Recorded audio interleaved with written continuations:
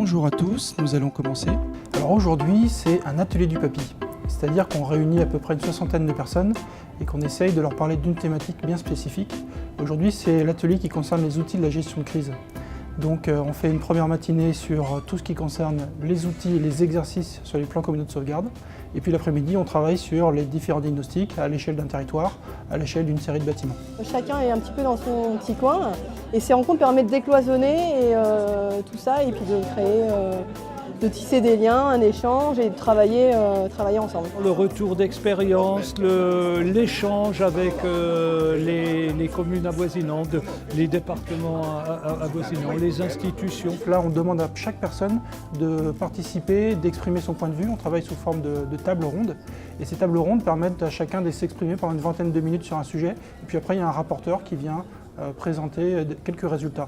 Et en fait, c'est le foisonnement d'idées entre toute une série de tables qui va permettre d'enrichir assez largement la question et qui va permettre à l'EPTB ensuite de pouvoir avoir une synthèse qui va lui servir dans le cadre de ses actions. Je pense que les ateliers participatifs ont été assez constructifs, notamment sur les retours d'expérience. En petit groupe, de dialoguer avec des personnes qui viennent d'horizons différents, avec des métiers différents.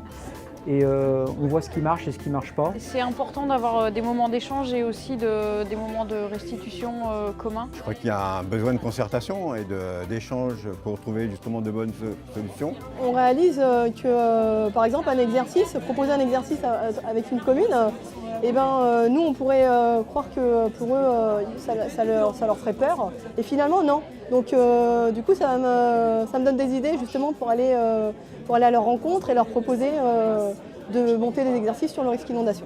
On s'est rendu compte aussi que le risque inondation, ça reste une contrainte.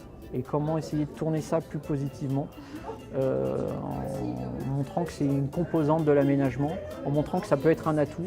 Et le travail, il reste encore à faire là-dessus. C'est la deuxième fois qu'on fait ces ateliers. La première fois, on l'avait fait sur une thématique de la sensibilisation et on a vocation de faire 4 reprises par an ces ateliers. Et là, on est vraiment dans la fonction d'animation du papy, donc porté par le PTB Seine-Nord-Lac.